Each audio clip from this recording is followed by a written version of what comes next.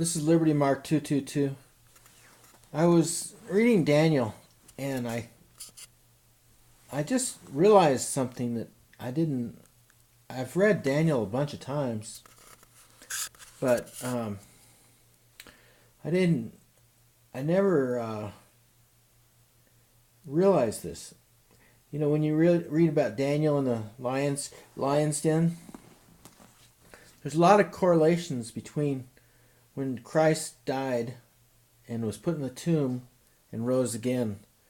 When you read it in that kind of light, when you think about how when Jesus was in the tomb and why he was in the tomb, you can read this story and there's a lot of really interesting things that come up here. And it says, it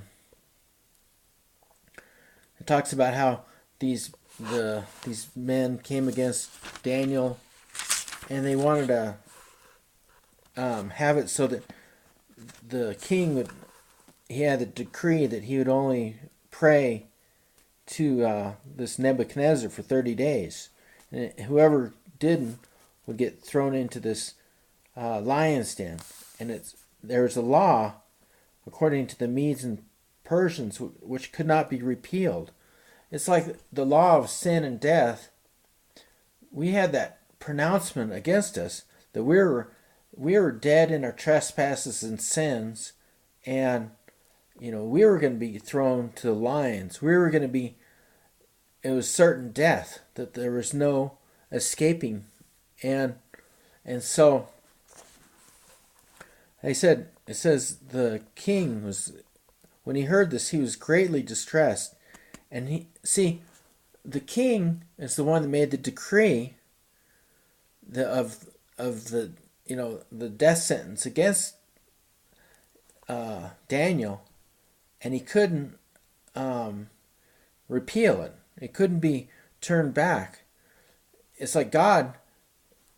He like when Adam and Eve, when they sinned in the Garden of Eden, when they ate that fruit out of the tree of the knowledge of good and evil,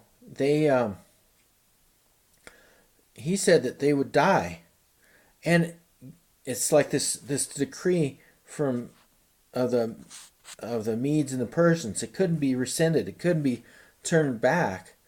There was nothing he could do about it. There's nothing that God could do about it. He couldn't just say, "Oh, there's no big deal." It was that there was a death sentence put on them. God he ended up driving Adam and Eve out of the Garden of Eden, and he clothed them with skins of animals, but they did die eventually. They didn't die that day, but they did die spiritually that day, but they didn't die physically till later. And it says that the king, when he heard this, he was greatly distressed, and he was determined to rescue Daniel and made every effort until sundown to save them. It's like this king, it's like God. He's made every effort. He's done everything he can to save us. He wants to save us. He wants to, I was listening to this Zeitgeist, and they have a little sketch about it. I think it was George Carlin, where he's kind of mocking God and saying how God loves you, but if you don't love him, you're going to be cast in this burning, fiery hell, right? And in a sense, this is kind of the same thing, where it's saying that the law can't be broken, okay? This is what George Carlin's not understanding. He thinks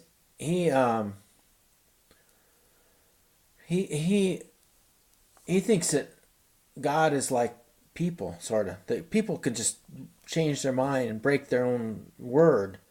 But God's not like that. He can't break his word. He's not like a man. And so, it's like, okay, and then the man went to the king and said, "Remember, O king, that according to the law of the Medes and Persians, no decree or edict that the king issues can be changed." this is like, this is who God is. This is his character. It can't be changed. His holiness cannot endure sin. And so,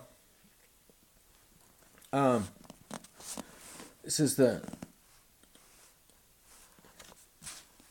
so it says that the king said to Daniel, "May your God, whom you serve continually, rescue you." And that's exactly what happened, is that Jesus is our God, the Son of God. He came and rescued us. We couldn't rescue ourselves. He's the one that laid down his life. And he went into the tomb. And it says, a stone was brought and placed over the mouth of the den, and the king sealed it with his own signet ring, and with the rings of the nobles, so that Daniel's situation may not be changed. Then the king returned to his palace and spent the night without eating and without any entertainment, because entertainment being brought to him, and he could not sleep. And at the first light of dawn, the king got up and hurried to the lion's den. Then when he came near the den, he called to Daniel in an anguished voice, "Daniel, servant of the living God, has your God, whom you serve continually, been able to rescue you from the lions?" And see, this is what I think at Easter is when Mary Magdalene and went to the tomb, those three women, and they're like, and when they killed Jesus, they laid him in this tomb, and then they sealed it with the king's seal, Caesar's seal, and they said if anybody broke that seal, they would be killed. They had a company of guards around there, and to make sure that nobody would touch that tomb. So they came. These women, they came up to the tomb, and they're like, "How can we roll away this stone? It's too heavy. We can't roll it away." And they came to it, and the stone was already rolled away. Then the angel had rolled this stone away, and it's like we couldn't save ourselves. God had to come and save us. Jesus, when he died for us. He died. Our lives are so sinful. We are so far from God. He had to come and save us. And this is like what happened with Daniel. The God had to come and save Daniel. And the lions, that's like Satan. It's like the jaws of death is coming. We are hanging over a pit of hell, and it's only by God's mercy that we're not cast into this pit. But see, even when we die, if we go into the depths of death, the jaws of death, it can't hurt us. It can't harm us. The sting of death, it can't hurt us anymore. It says, where is thy sting, or death? Where's thy pain? Where's your victory? But see, death has no power over us who are born again. If when we call to God, he can save us. He can rescue us from the jaws of the lion. They say Satan is a roaring lion seeking to whom he may devour. But see, God, he can shut up the jaws of Satan, and that's by faith, because he died for us. Satan can't. He can shut his mouth up. He can't make any railing accusation against us. So this is such an awesome passage. I see such a parallel between like when Jesus died and what happened. And then it says, and then Nebuchadnezzar, he issued a decree. I'm sorry. It was the king. The king issued a decree, but I think it was Daniel actually. And what was his name? Darius, King Darius. I'm sorry, Darius. He says he wrote to all the people, nations, and men of every language throughout the land. May you prosper greatly. I issue a decree that in every part of my kingdom, people must fear and reverence the God of Daniel. Okay? This is the God of Abraham, Isaac, and Jacob. But he's also the God of Daniel. For he is the living God, and he endures forever. Jesus endures forever. He rose from the dead. He lives forever.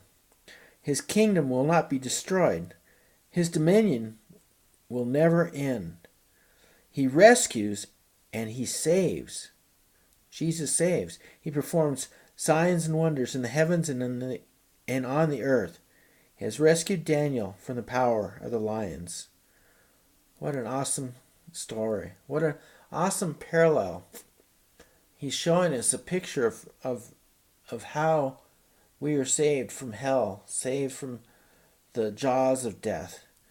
This is Liberty Mark 222. Thanks.